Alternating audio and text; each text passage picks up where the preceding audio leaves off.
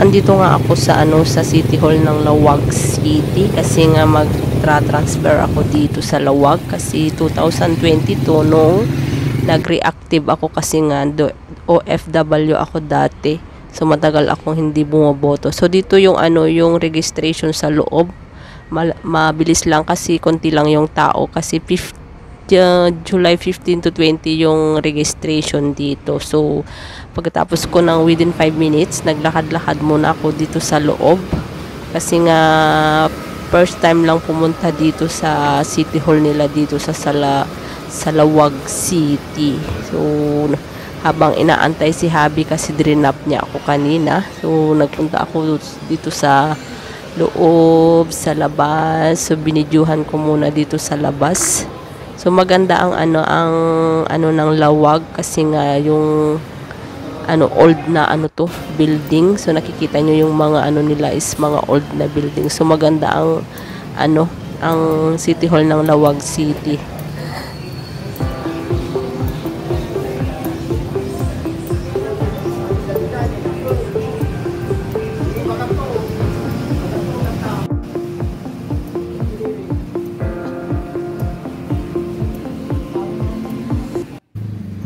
So ito yung yung labas ng City Hall. Ito yung tanawin. Ang gandang tignan. Napaka yung tanawin dito sa sa City Hall. Magandang magpicture dito kasi nga yung katabi nitong City Hall is yung Aurora Park na, saka yung Capitol na sa banda ron.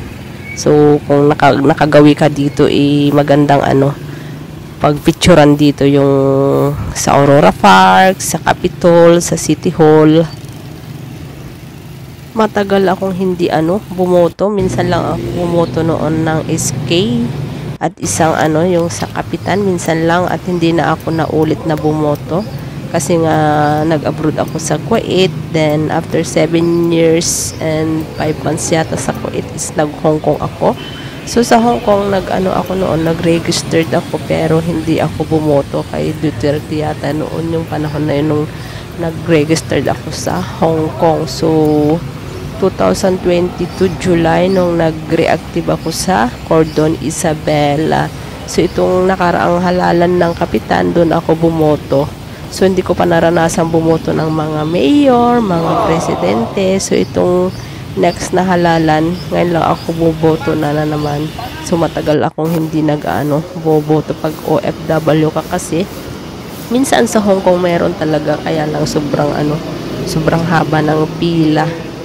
So ngayon lang ulit ako maboboto. So sa ilang taon na ako, 3 beses pa lang ako bumoto ng ng mga ganyan pagka panahon ng kandidato. Sa lahat ng nanood ng aking video, maraming salamat po sa inyo. Sa mga bagong subscriber, maraming salamat po sa inyo. Bye-bye and God bless. Welcome to Lawag City. Magandang pasyalan dito sa Lawag. Kung makagawi kayo dito, madaming papasyalan. So, bye-bye!